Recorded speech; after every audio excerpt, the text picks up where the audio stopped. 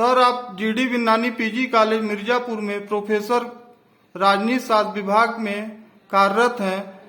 Sir, सावन मास में भगवान शिव और सावन में क्या पारस्परिक संबंध है और भगवान भोलेनाथ को सावन मास क्यों पसंद है?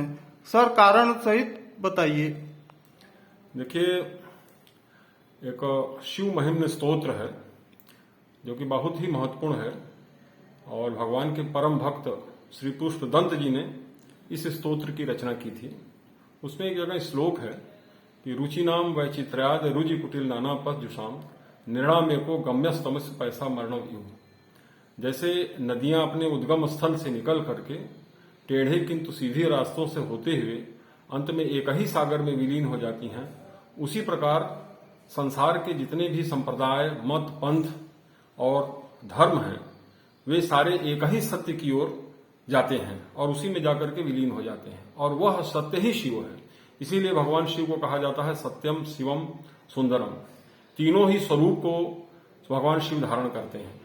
जैसा कि हमारे शास्त्रों में वर्णन है कि सावन मास में ही समुद्र मंथन हुआ था और समुद्र मंथन के दौरान बहुत सारे रत्न निकले थे, 14 रत्न निकले थे, जिसमें एक हलाहल भी निकला था, जिसको कि धारण करने के लिए न राक्षस तैयार थे, न देवता तैयार थे और कोई भी तैयार नहीं था। भगवान शिव उसको धारण किए और अपने गले में उस जहर को हलाहल को धारण करते हैं, जिसके चलते उनका नाम नीलकंठ पड़ता है। तो भगवान शिव की शांति के लिए, चूंकि वो हलाहल इतना भयंकर था, इतना ताप से युक्त है कि उसको सहन किया जाना भगवान शिव के ही बस का है।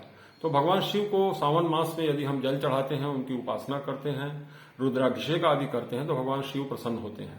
और वास्तव में जो भगवान शिव हैं वो परमपिता परमेश्वर के ही व्यक्त स्वरूप हैं। ब्रह्मा, विष्णु, महेश तीनों अलग अलग कार्य करते हैं। ब्रह्मा पृथ्वी के जीवों का पालन पोषण करते हैं, ब्रह्मा जी पृथ्वी के जीव जंतुओं को उत्पन्न करते हैं, विष्णु जी उनका पालन पोषण करते हैं और शंकर भगवान उनका संहार करते हैं। लेकिन इन तीनों से ऊपर शिव की स्थिति है।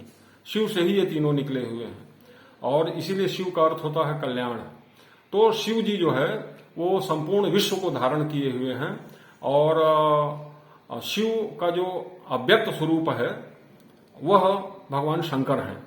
तो इस तरीके से सावन मास का भगवान शिव जी का आपस में अन्योन्याश्रित संबंध है और हम जो जल अर्पण करते हैं, बिल्व पत्र अर्पण करते हैं, तो उसका बहुत असर पड़ता है। भगवान शिव प्रसन्न होते हैं और भगवान शिव पूरे परिवार सहित कल्याण करते हैं। इस प्रकार भगवान शिव कल्याण के देवता है। धन्यवाद सर।